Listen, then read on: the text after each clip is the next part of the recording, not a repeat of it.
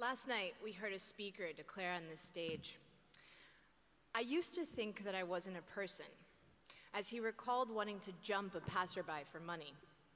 As Frank explained beautifully, a lack of empathy, connection, and overwhelming desperation prefaces acts of aggression in a way that is all too familiar in our society and now in our schools. In 1987, Father Giussani presciently stated that it is as if the youth of today were victims of a kind of Chernobyl nuclear explosion. Their organism remains structurally the same, but dynamically it is different.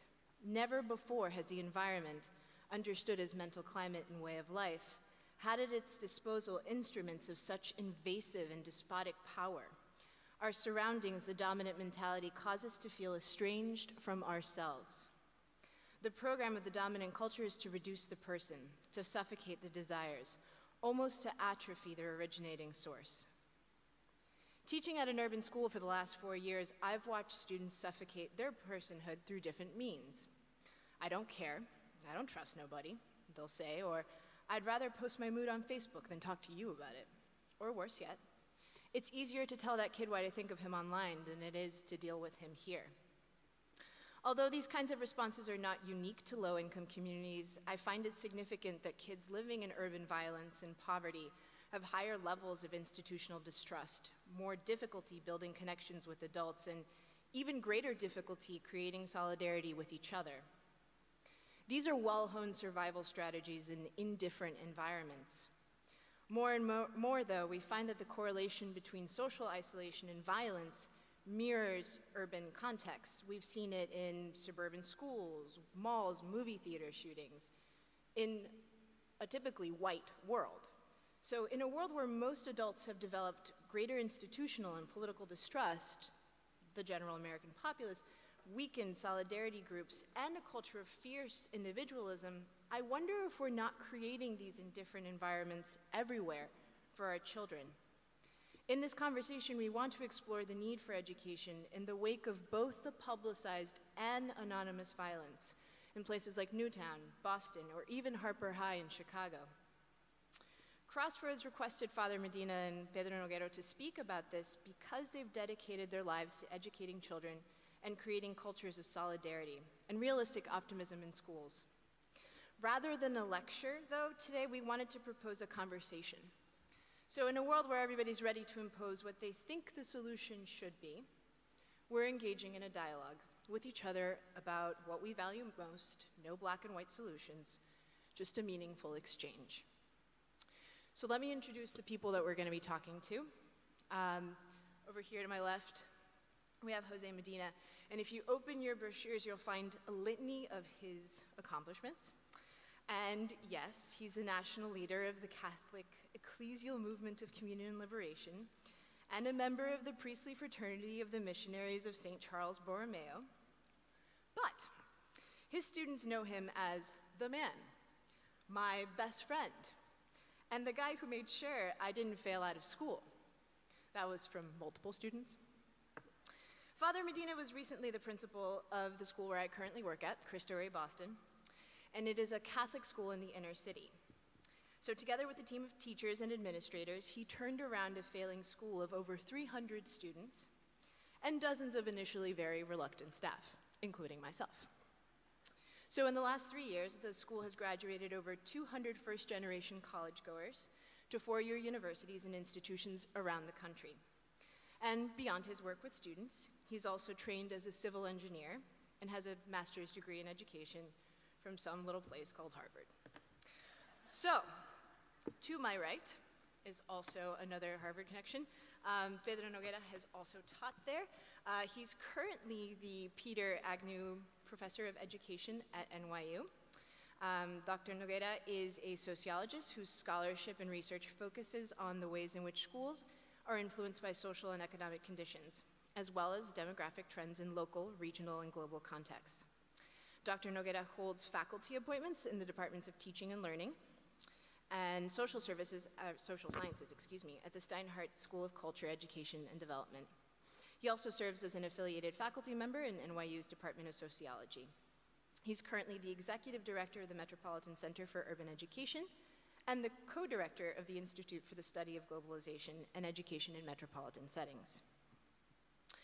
Dr. Noguera has published over 150 research articles, monographs, and research reports on topics such as urban school reform, conditions that promote student achievement, the role of education in community development, youth violence, and race and ethnic relations in American society.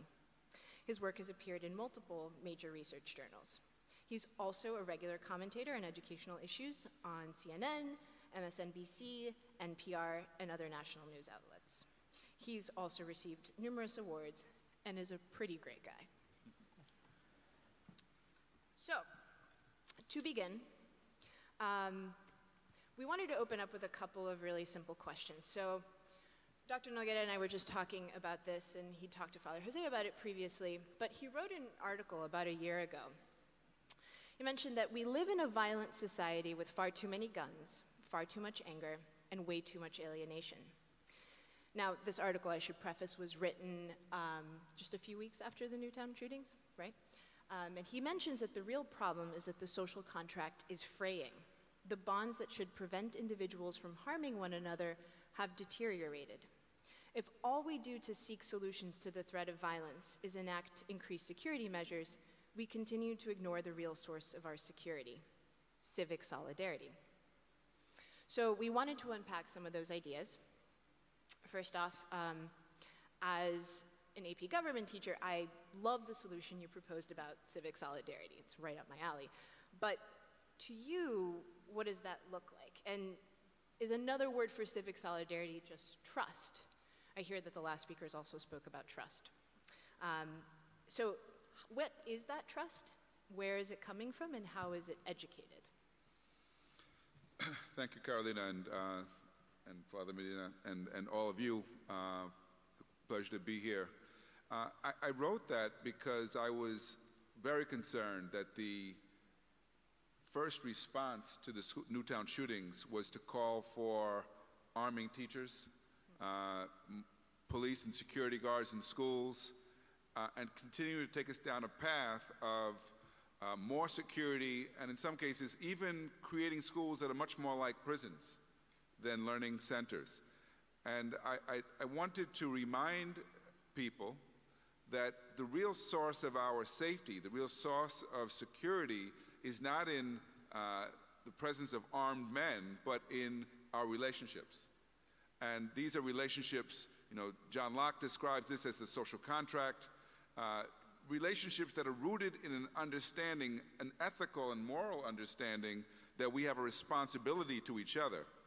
And that to the degree that we do not revisit and reinforce that sense of solidarity and connection, and instead rely on security for our protection, I believe we actually make our society even less safe, because we will have the illusion that we will be safe with armed guards, rather than recognizing that ultimately the only thing that keeps us safe is these moral connections. Now, actually thinking about, okay, well, how do we, it's not something that you can easily enact into law.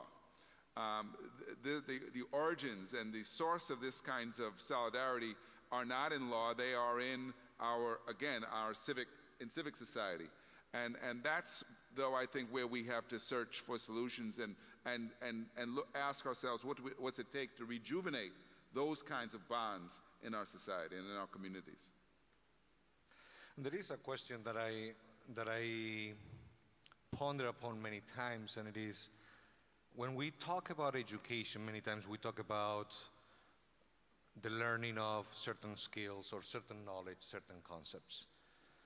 But we rarely talk about what you are mentioning here, that is this sense of trust, this sense of connection. We talk about creating, and we are worried, rightly so, many times about trying to measure what we are doing. But at the same time, I don't know how much our effort really is targeting what really we should be doing. That's an important point. What does it take to reinforce and to rejuvenate this sense of trust? But just this week, many in the audience may know, there was another school shooting in New Mexico. A little boy, 11 years old, shot 2 other children around the same age. But what was most interesting about this incident was that his teacher approached him fearlessly and just told him, put down the gun, and he did. And I would suggest that without knowing a lot about the individuals or the background, his willingness to listen to the teacher is probably evidence of some degree of trust he had in that teacher. So it's there, but what is missing is a clear sense of how do we build on that and allow those feelings of reciprocity and trust to grow and to come into places where they're needed. And when we were being in the school in Boston, one thing that was very striking to me is that after the Boston bombings, the immediate reaction of people was to get together. Yeah. Soon enough, after a while, obviously, then we started criticizing even that fact of like getting together, which I think it highlights something that I've heard you say before, and it is the fact that in this moment, in these very dramatic moments, you see a perspective of our humanity that is very different to what we usually talk about. In other words, even in the shooting that you are referring to today, what made the difference in that moment there was something that we never talk about. We never talk about with teachers about how do you trust, how do you build a relationship with the student. We talk about what you should be teaching and how to measure it. And to me, it's always even surprising to see that many times, even when you talk to teachers about this aspect here, we have a perception that this is not part of our job. Yeah.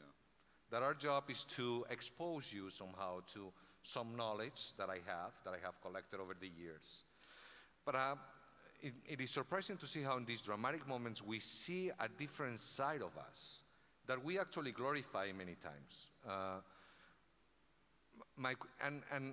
That it is not actually, I see it that is not related to a civic commitment, because I can see the same thing. I say this because I see it in Boston, I see it with people of different faith, I see it with many different backgrounds. There is that sense of like wanting to be with you in a time of drama. Yeah. No, that's there, and I think that the fact that during those moments that you described, like the marathon in Boston, when people will rise to help a stranger that they see in need, is a reminder that the potential for acts of humanity, for altruism, are there, that they are latent in our society, and to me, it gives us hope that that is something, a resource that we could tap, and that could, in fact, produce a more caring and more just society than we live in right now. Schools are central to that work, because schools are places charged not merely with educating and providing skills, but with socializing and preparing a next generation of children to become adults. And I think we've always understood, but we have often forgotten, that central to that work is imparting values, is teaching young people how to become members of our society, members of this community as adults. I often remind people, if our students get high test scores, but get strung out on drugs, we've still failed. If they get high test scores, but end up robbing banks, even if they are the CEO of the bank, we have still failed, because an education without an ethical foundation is an education that produces Eichmanns, that produces monsters who will perpetrate acts of injustice against other people. So the real question is, how do we revive that? And I'm reminded of the fact that, Emile Durkheim, the French sociologist, talks about the importance of moral authority. Right? Moral authority, not just in school but in society, is not based on your title, but based on a relationship. I would bet that that teacher in New Mexico who was able to get the student to put down the gun had moral authority in the eyes of that student. She was someone he felt she should listen to. Carolina, I know you're a teacher working in Boston. I would, say that if the only thing that makes it possible for your children to listen to you and to comply with your request is fear, then you could never manage a classroom, right? Because you're, I don't want to say, but you're not that fearful, right? You're not that intimidating, right? Ask my kids. Maybe to the kids. But I imagine some of them are larger than you, right? Oh, yeah. Yeah. So Obesity's a we can't challenge. rely on fear and intimidation to get people to do what they want. We have to rely on a higher source. And that's where I think these ideas of moral authority and the ethical foundation for our relationships become so important. And I like your insistence in relationship. I like your insistence in the fact that education is about relationship, that without that highlighting that aspect, we fail at teaching. The question that I have, though, is how is it possible then for a culture that is like a modern culture that is so centered in, so self-centered, so like that at the end I am my achievement, no? To perceive relationship as important. That, I think, is a critical question for this country in particular, because we have a way of reifying the rugged individual, right? That the triumph of the Bill Gates, of the, that individual who's able to amass great wealth and become the titan of industry. And, we look up to these people, right? And because they have power. And what we overlook is that what ultimately makes our society coherent, what makes it safe, what makes it just, is not the powerful individual, but it's the ordinary people who do all the work, but whose works and whose efforts at raising children and producing the things that keep our society going have to be rooted in an ethical foundation. And so these are competing values, right? The individual versus the community, the collective. And I think that what we have to do is remind people that it is our attention to the collective, to the public good, to our common interest, that ultimately will make this society sustainable. And we need, this is I think, a critical issue for us right now. I'm really interested in this last idea, because you mentioned that those two competing values exist. So we would have to have a public value that is stronger than individualism. And in some ways, I know that you've done some work on I think it's called the Project for Common Humanity at NYU, and I'm interested there, what is the common good and what are our common values? Because it would seem to me that we would have to make a very strong case for those in order to debunk individualism. So this project for the advancement of our common humanity grows out of both a recognition that we are in a state of a crisis of connection, that our society is fraying because our bonds to each other, our sense of obligation is diminishing. More and more Americans live alone, live in isolation.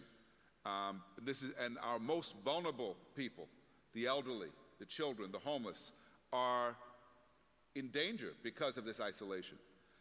At the same time, we have good research now showing us that there is a human quality that is almost genetic toward altruism, toward the pursuit of togetherness. That is, that rather than being the rugged individual, human beings have been drawn to the collective, right? This was actually something that troubled Darwin, right? Darwin, who gave us the idea of the survival of the fittest, also knew that human beings, unlike many species of animals, create families, and that fathers actually, in many cases, though clearly not all, stick with their offspring. And he couldn't explain it. Why would they do that? If this was simply about individual interest, why would humans do this?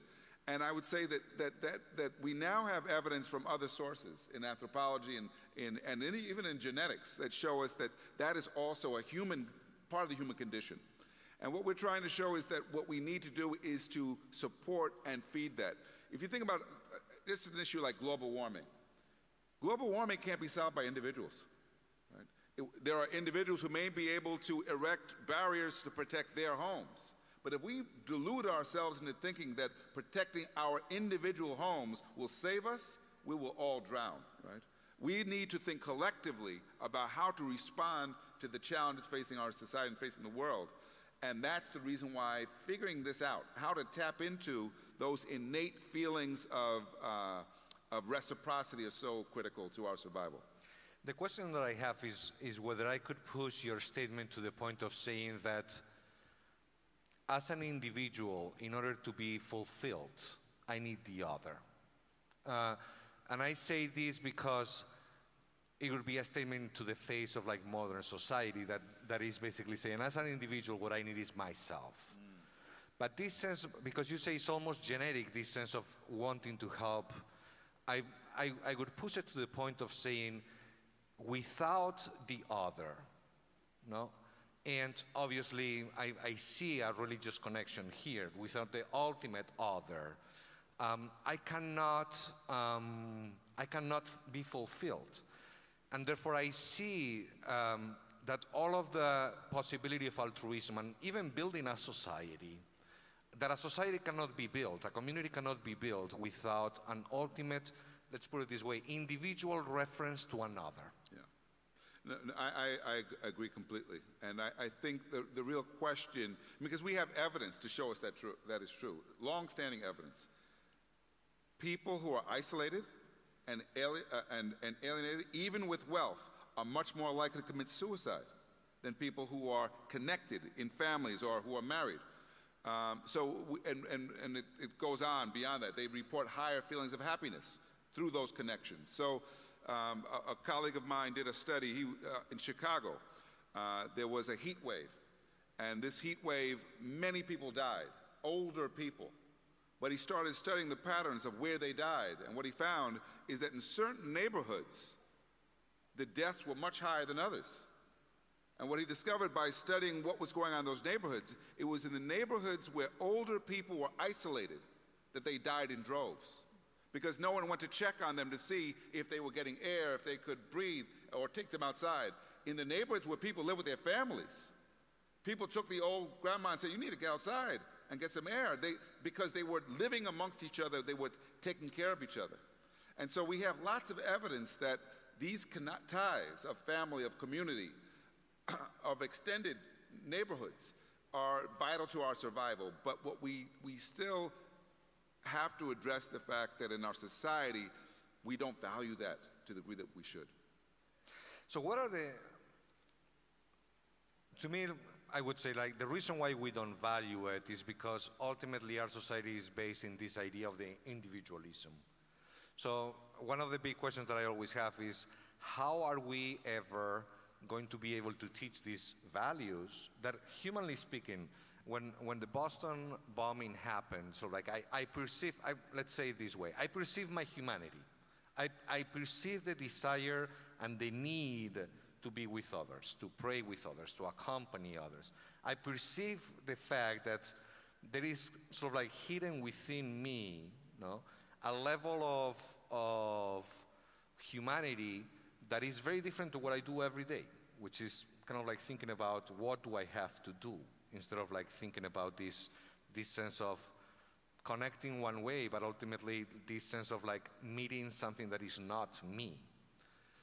How do we actually change our schools, no? Aware of this fact here, and aware of the fact that ultimately, every time that even I myself get into the classroom, my somehow default position, even though I agree with you that it's not my natural position, but my default position is to worry about kids achieving, worry about my job getting done, instead of worrying about truly connecting and truly living. Well, I'm glad we brought it back to schools, because I believe that schools are the only institution that is charged with this very important task of preparing young people for adulthood. What we have to always keep in mind is that relationships are essential to learning, even to the acquisition of skills. I mean, I'm sure Carolina will say this. You will see a student who will be fine with one teacher, and in another classroom is a problem, not doing their work. Why? Because the relationship is not there. The hardest thing to do is to teach a teacher how to build a relationship. Let me just give a short story to illustrate this. I was working with a school in California, and a brand new teacher from Teach for America. Many of you may know of Teach for America. She is smart, she's idealistic, but she's inexperienced. And they've assigned her to teach a most difficult classroom. So she comes to me and she says, Pedro, I need help because my students are giving me trouble. Would you please come and sit in and give me some pointers what I could do? I said, I'd be happy to. So I sit in the classroom, and after a few minutes, it's clear this classroom's out of control. Kids are screaming, she's screaming, no learning taking place at all. One of her students turns to me and says, can't you get rid of her? So I wait till the end of the period. I say, well, this is bad. She said, I can't take it anymore. I leave every day with a headache. I'm about to quit. I said, don't quit. Let's go together to talk to the principal and explain to the principal what's happening. So we do, and he listens, and then he says, you're a professional, deal with it. And then I speak up, and I say, listen, if you don't help her, she'll quit, and it's only March. You'll have to get a substitute for the rest of the year. So he says, I don't want that. He says, okay, I have an idea. He said, we have a veteran teacher who's just retired. She's very good with children. I'm going to ask her to take over your classroom for just 2 days. I can only afford 2 days, but I want you to watch her because she's very good at working with children. So both the new teacher and I think this is an interesting idea. We said we want to see what this veteran teacher can do. So the next day she shows up, and she's an older woman, big coat, big bag, something about her walk, something about the look she gives, but the children could tell right away the real thing is here. Right? So the classroom is calm, and she starts to teach. No disturbances. New teacher and I are shocked because we were there just the day before. It wasn't like that. But at one point during the lesson, she sees 2 girls talking. So she stops what she's doing. She says, young lady, when I'm speaking, I want you to be quiet. She turns to the board to write, and under her breath, the girl says, please forgive the language. She says, bitch. But she didn't say it directly, kind of under her breath, down there. Right?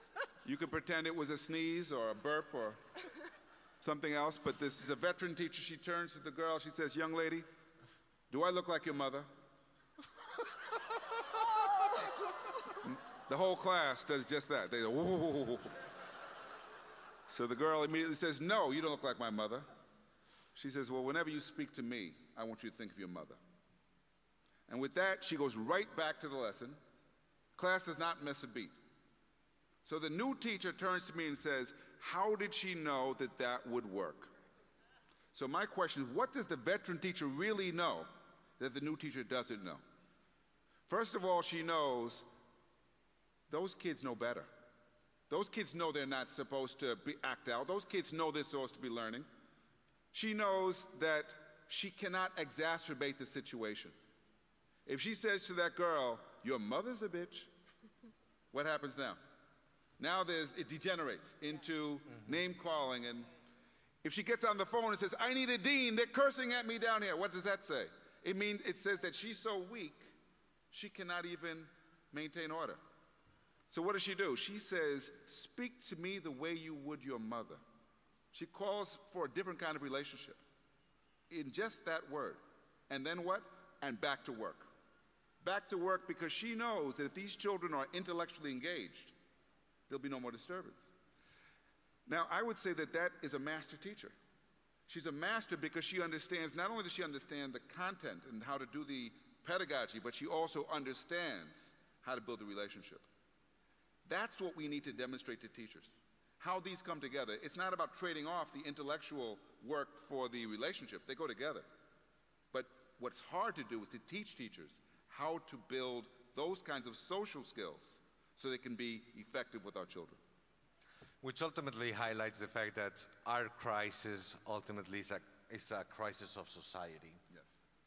Because if we are not, and going back to the topic of our conversations, like otherwise our kids are lost, but they are lost because the adults are lost.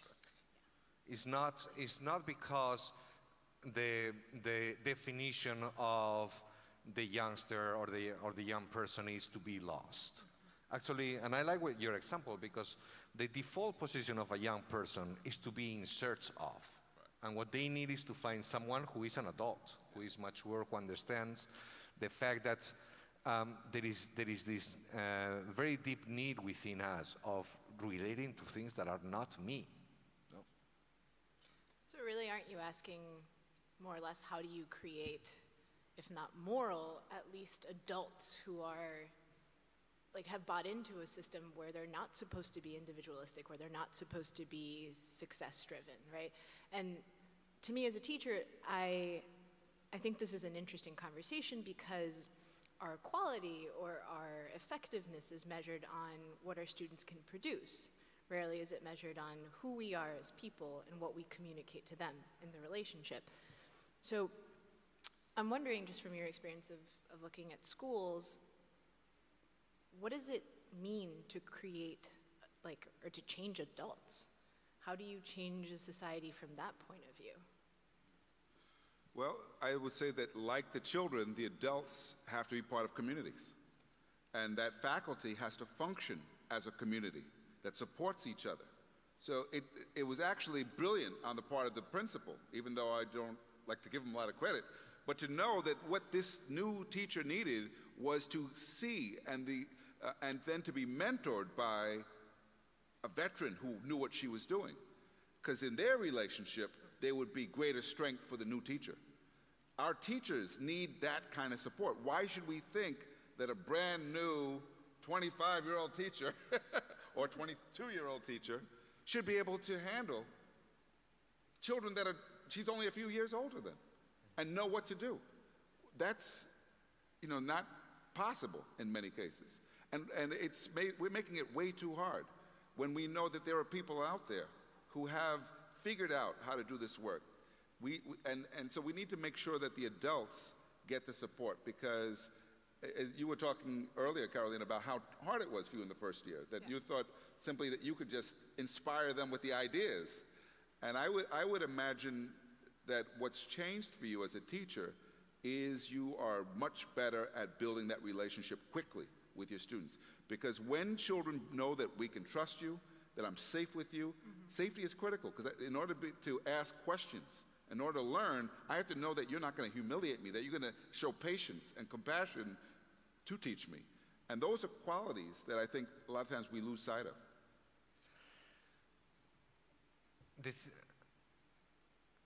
If we want to do that, we have to change the way in which we think about education. In this sense, I mean, and even like, because even in the example that you are giving there is immediately the temptation to say, I just have to observe this person and do as he does. When we are talking about the only way in which you're going to learn to have a relationship with those students is if you are in a relationship. And I go back to the same thing that I was saying, if relationship with another is not, this sense of openness to the other is not one of the things that are driving us in life, we will always apply this sense of it is all about your success, your capacity, it's about you. That's building right. Yourself. That's right. To what extent, or how do you think about this conversation of trying to find this sense of what is common in humanity? And how do we actually make this sort of like a common conversation? That's a good question. I think, for me, in my experience, it comes from reminding people of what, at the essence, is important, right? Of what's the most important aspect of this work. That's the reason why when I said a while ago, if the children get high test scores but get strung out on drugs, we failed. I think most people would agree. Having smart people who are strung out on drugs is not a good thing, right? And I think that most people do agree that it is essential that we not just produce a well-educated society. We want a society that is ethical, that is a society where people are grounded in values of compassion. What we have to do is elevate that and remind people that is what matters most. Another story, if you will allow me. Working at being given a tour of a school, an elementary school also in California, by the vice principal, and he's very proud of all the new computer room, the new library. We get to his office, and this little boy about this tall waiting for him. And he turns to me and he says, "You see that little boy?" He said, "There's a prison cell in San Quentin waiting for that little boy right now." I said, "How do you know?" He said, "Well, his father's in prison, his brother's in prison, and I can tell by the way he behaves right now that he will one day end up there too." So then I ask, well, given what you know about this little boy, what is the school doing to keep him out of prison? And he looks at me surprised, because he doesn't think that's his job. In fact, what he was about to do was to suspend the student for a month and send the work home to his sick grandmother, who he knew could not supervise, much less teach the little boy.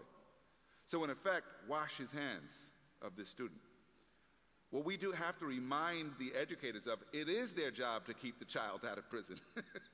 At the bottom line, it is their job to care for that child. It is their job to get at the roots of the behavior problem, not merely to punish, but to address the character of the child.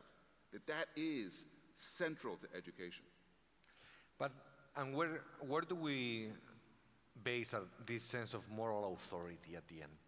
Because if society, even though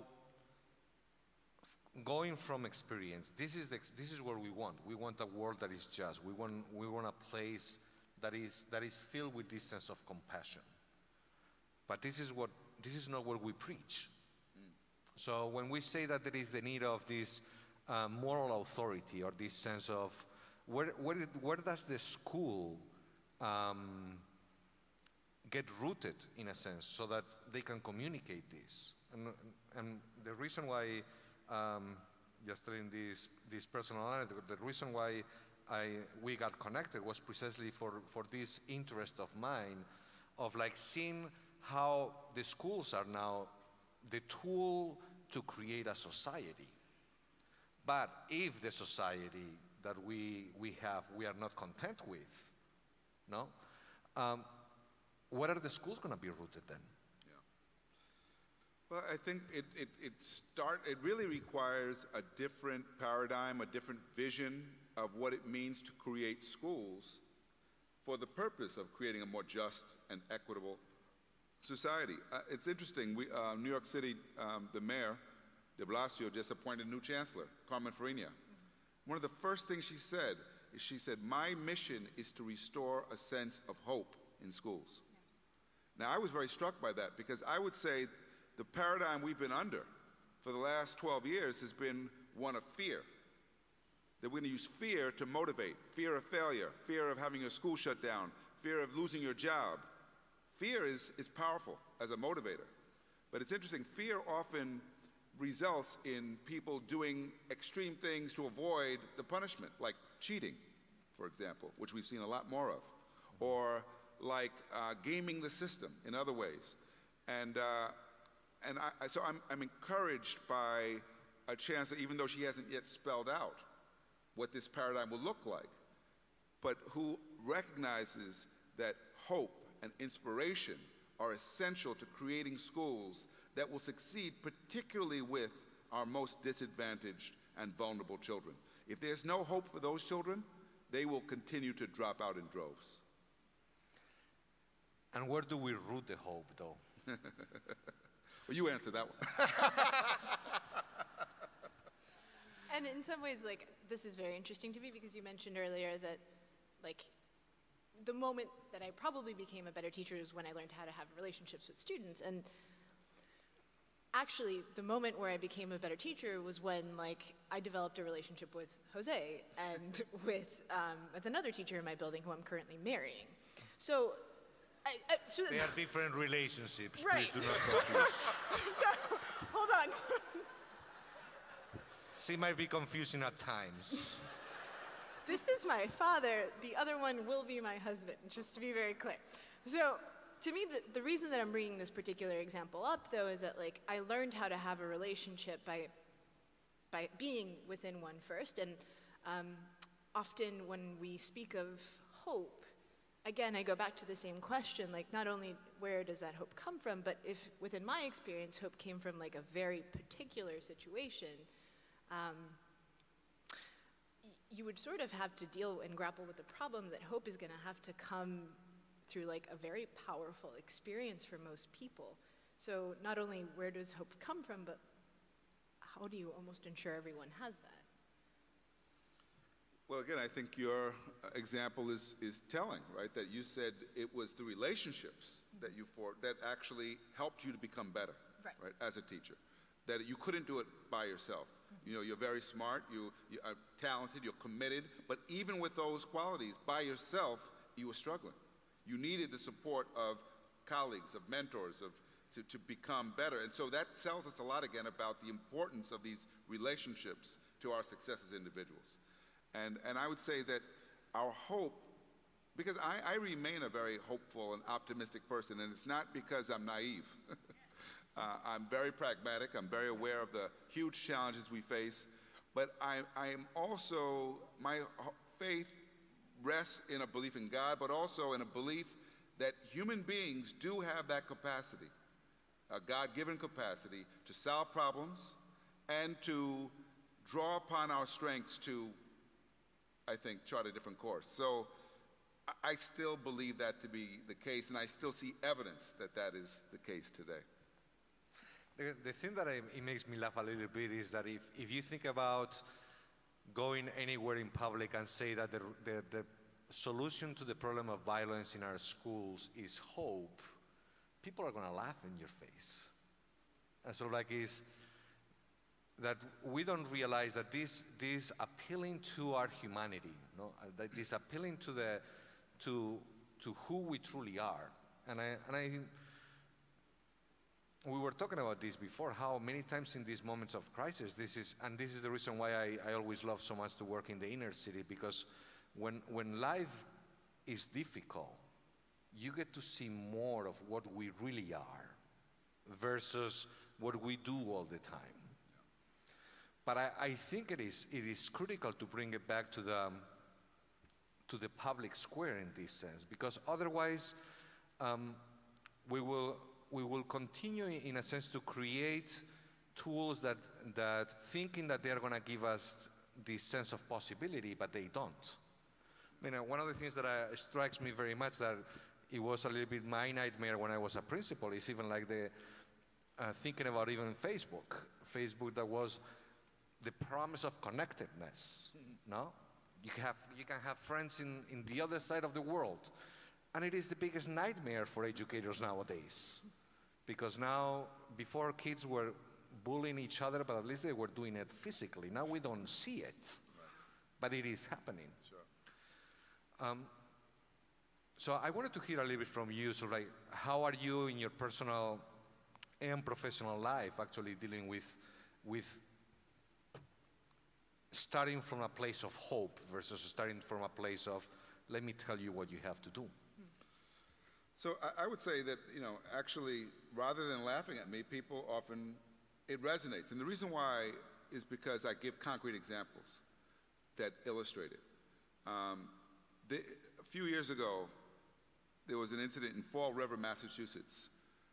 A girl approached her teacher and said, I like you and I have to warn you, tomorrow something bad is going to happen here. So I would suggest you not come to school. And the teacher didn't know what to do with the information, but she just thought, maybe I better tell somebody. Mm-hmm. And she told the police, and the police, in fact, investigated, and that girl was a part of a group that was planning to shoot up the school the next day. Literally, the relationship between that student and that teacher saved a school. I went to Columbine High School, the infamous Columbine High School, after the shootings, and interviewed some of the teachers and counselors. And I asked them, I said, didn't you notice these boys that were in the trench coats giving Nazi salutes? Why is it that no adult ever intervened? And one of the counselors said, you know something? We didn't intervene because we didn't think of these as at-risk youth. I said, what do you mean by that? She said, well, they were doing well academically. They came from middle-class families.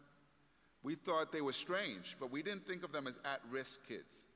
So our time was on the at-risk kids. And what it's a reminder of is that we've got these, lots of us are at risk. Lots of children are at risk. And they're at risk because of alienation. They're at risk because of this disconnectedness. And that ultimately is what it would have saved schools, is by knowing our children. Who's at risk? Who's being cyberbullied? And who's being threatened? By knowing these things, we're in a much better position to intervene, to address it, than letting children work it out on their own, often without the tools to do so. So I would say that what we need to continue to impress upon people and the public is that this work of building these relationships is not, this is not airy-fairy stuff. This is real. It is concrete. It actually has an impact on our lives. But we are asking, even with the example that you gave before, we are asking teachers to become parents. The law calls for it. It's called en locis parenti, right? You are the parent in the absence of the actual parent. Mm-hmm. I wonder how the parents in the room feel about that. I hope they feel good about it. Ultimately, how do you learn to do that? Well, that again, I think, is what we need to spend time. And I'm at a university where we do train teachers, and I'd say, sadly, that's something we pay little attention to. We focus on content knowledge, on pedagogy. We spend almost no time on how do you build relationships with children. And I would say that is a huge mistake. In medicine, we've come to realize that if a doctor is highly skilled but can't communicate with the patient, has no bedside manner, as what we call it, that doctor could be totally ineffective in serving their patients. It actually impacts health outcomes. And I think the same thing is true in education. If you can't build those relationships, you will be ineffective as an educator. And so we have to again, this is not a new idea. We wrote about these things? It's been in our culture for a long time, but we lose sight of it. Particularly now because we have so much anxiety about our position in the world, about the fact that we are slipping in comparison to so many other countries in science and math and reading, and it's true. And it's not to say that we shouldn't be concerned about the skills our children are acquiring. We must be. But the social skills are as important. And there's growing awareness now that I'd recommend a book called How Children Succeed by Paul Tough. And what he does is he looks at this literature in cognitive science, and what they find increasingly is that it's less about the cognitive ability as much as it is about certain attributes, non-cognitive skills, like persistence and social intelligence and the ability to form relationships and to problem solve with others, that these kinds of attributes are ultimately more predictive of success than your test scores. And the question that I know that you are researching on is, even though it's probably not the right way to frame it, is how do we teach this? And actually, we have been working on this question together. I think my boss is in the building, so she and I have been working on this. But we've developed, or tried to develop, a curriculum to teach character, right? So this is great because we're trying to teach stuff like grit and curiosity and persistence and all of this stuff that we know has better outcomes than just the cognitive abilities. But what we're finding is that when we're telling adults, hey guys, go teach these kids about grit, the kids really don't care. And they won't take it from those particular adults, right? So there's something about there's something breaking down between our beautifully well-structured curricula on character and the actual instruction. And I think it goes back to what you were talking about, about relationship, but also just being adults who are capable of educating and imparting a kind of parental role. So we come back to this question in a way, what does it mean to look like someone who can exemplify these things? What does it mean to look like a parent? Because in some ways, the systems that we've built, elementary as they are, break down. So a lot of it is individually dependent, and I'm wondering how you would respond to that. Sure. So let me describe a school here in Manhattan called School of the Future. And my daughter attended that school. And what's important about this is she entered high school there right after her mother died. And my daughter was only 13, well, actually was 12 when her mother died. And, at that age, really unable to express even all of her feelings, the grief, etc. But when she entered 9th grade, she got a teacher who became her advisor. And that teacher established a very strong relationship with her. In her school, every student must do an exhibition. An exhibition is a project that they work on over the course of an entire year. Each year, they might 9th grade history, 10th grade science, 11th grade math, 12th grade language arts. So in 9th grade, she decided to do her project on the Roman and the Inca Empire. She had to explain how these empires rose, why they eventually collapsed. She had to explain the politics, the religion, history, culture. She had to have multiple sources. And throughout the year, she's meeting with her teacher on her project, and she's writing the project in phases and constantly getting feedback aimed at improving and refining the project. By the end of the year, she has a 25-page research paper as a 9th grader. And then she has to present her work to other students and parents and teachers. Because it's not good enough to write it. Now we want to know, can you explain it to others? There's only 3 grades offered: distinction, competence, or do-over. Failure not an option. Now, as a parent sitting out there, not only was I proud to see my daughter, who had struggled as a reader, produce a 25-page research paper. Talk about grit. You learn grit through that effort of revise, resubmit. But I saw special ed students, I saw learning disabled students, I saw a young man whose parents were deaf, who had language skill troubles because of living in a home of deaf parents, stand up and deliver his presentation with such eloquence, and even though he stumbled, to watch the audience cheering him on. Talk about inspiration and hope. So I think there are ways that we can embed in our practice to build the relationships, build the skills, and teach grit and all those kinds of things that are essential. Okay, so I was asked to wrap this up. I just want to thank you guys for having this conversation with us today. I, for one, have so many more questions than I started from, and in many ways I don't think the objective of a conversation like this is to close questions. But I am grateful that both of you have opened them for us. So, Jose, any last comments? No. Okay, great. That's it, folks. Thank you.